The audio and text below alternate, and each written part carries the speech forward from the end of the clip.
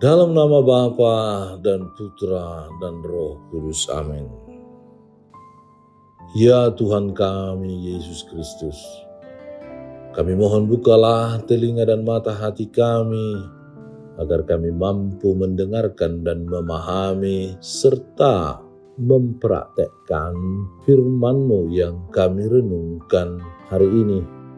Kudus Roh-Mu mencerahkan, membimbing dan menuntun pikiran dan pemahaman kami, sehingga kami selalu berjuang berusaha menunaikannya lewat pertobatan dan pengudusan diri kami demi keselamatan jiwa dan raga kami kelak. Sebab Engkaulah Tuhan dan penyelamat kami.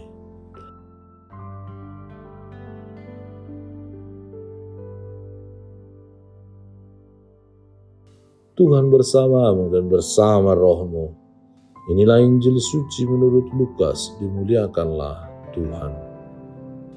Pada suatu kali, banyak orang berduyun-duyun mengikuti Yesus dalam perjalanannya. Sambil berpaling, ia berkata kepada mereka, "Jikalau seorang datang kepadaku dan ia tidak membenci bapaknya, ibunya, istrinya, anak-anaknya, saudara-saudaranya laki-laki atau perempuan, bahkan nyawanya sendiri, ia tidak dapat menjadi muridku.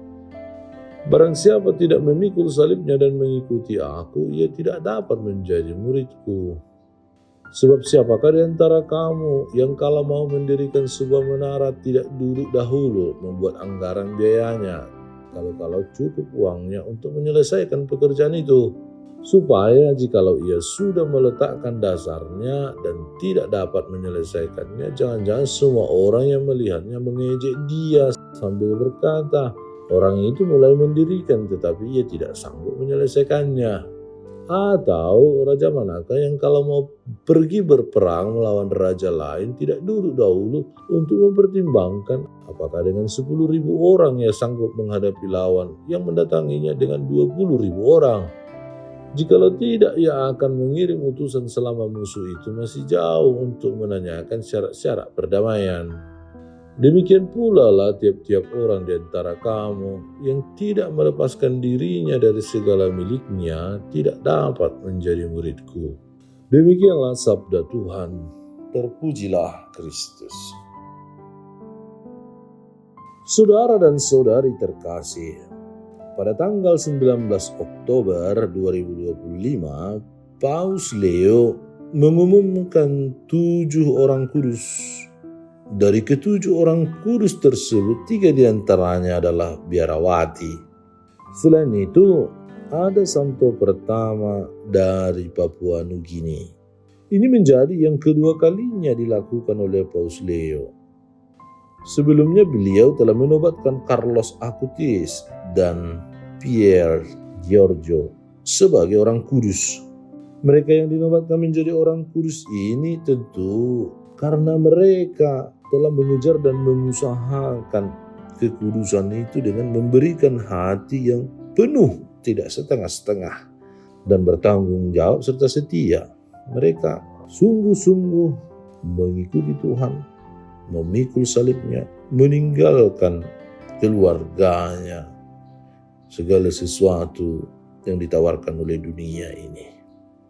Sabda Tuhan hari ini juga mengingatkan kita untuk tidak memberikan hati yang setengah-setengah. Yesus mengatakan bahwa setiap orang yang mau mengikutinya harus meninggalkan segala-galanya.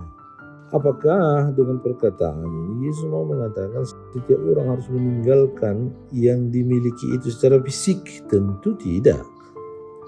Setiap orang tentunya membutuhkan keluarga, kerjaan, materi, kebutuhan-kebutuhan pokok untuk operasional, tugas karya dan pelayanan.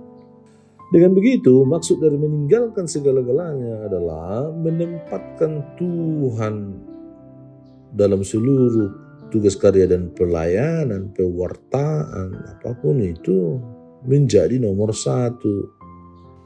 Orang yang sungguh-sungguh mengikuti Tuhan akan menggunakan segala sesuatu yang dimilikinya, baik itu bakat, kekayaan, dan segalanya, untuk kemuliaan Tuhan, bukan lagi untuk keperluan atau kepentingan diri sendiri.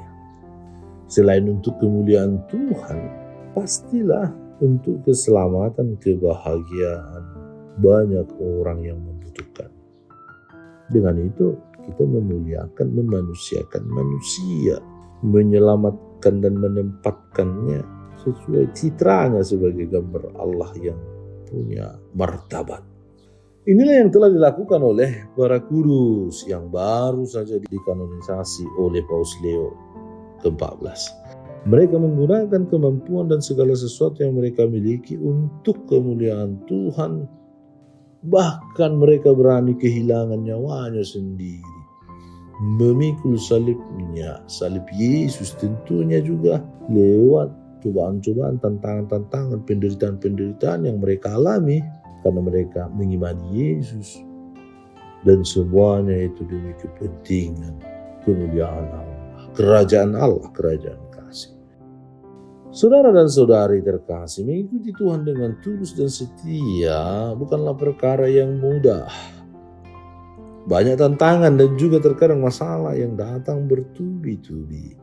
Dalam situasi yang menggembirakan mungkin akan mudah mengikuti Tuhan, tetapi dalam situasi sulit terkadang banyak yang mundur, kecewa, ataupun putus asa, bosan, muak, dan lelah.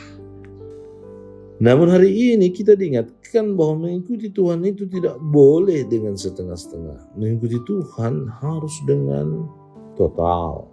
Dengan sikap itu kita akan memperoleh harta surgawi. Harta surgawi itu yakni kebahagiaan dan kehidupan kekal bersama Bapa di surga kelak ketika kita telah mengakhiri hidup yang singkat ini. Sebab dunia ini adalah sebuah peziarahan, tidak menjadi akhir dan tujuan hidup kita. Tujuan kita itu hidup bersatu, berbahagia bersama Bapa di surga. Maka saudara-saudari, mari kita berjuang untuk mengumpulkan harta surgawi itu dengan menjadi murid yang setia, beriman, bertanggung jawab, dan menjadi teladan dalam membangun kerajaan Allah di dunia ini. Walaupun kita sering gagal, dan mari kita terus berjuang. Kegagalan bukan akhir, melainkan awal kesuksesan, dan belajar untuk tetap setia. Allah Bapa, sumber kebijaksanaan, kami bersyukur atas kebijaksanaan yang nampak dalam diri Yesus Putra-Mu. Buatlah kami siap sedia melakukan perintahnya serta mengikutinya agar dapat menikmati kebahagiaan kelak. Dengan pengantaran Kristus Tuhan kami. Amin. Tuhan bersamamu dan bersama rohmu. Semoga Allah yang Maha Kuasa memberkati kita semua, Bapa, Putra, dan Roh Kudus. Amin. Allah Bapa kami, penuntun kehidupan, Engkau telah menuntun Abraham menuju tanah terjanji. Engkau juga menuntun bangsa Israel menuju tanah Yerusalem melalui tangan Musa. Kini kami umat-Mu keuskupan Padang sedang berjalan bersama dalam sinode kefikepan menuju keselamatan yang Engkau janjikan dalam diri Putra-Mu Yesus Kristus. Tuntunlah peziarahan hidup kami dengan kuasa Roh Kudus-Mu, agar kami tetap tabah, sabar dan setia menghadapi kesulitan dan tantangan hidup. Bimbinglah kami supaya mampu berjalan bersama, saling meneguhkan dalam iman, harapan, dan kasih. Bunda Maria, doakanlah kami putra-putrimu sepanjang sinode kefikepan ini berlangsung. Ya Bapa, Engkau kami sembah dan muliakan, kini dan sepanjang masa. Amin.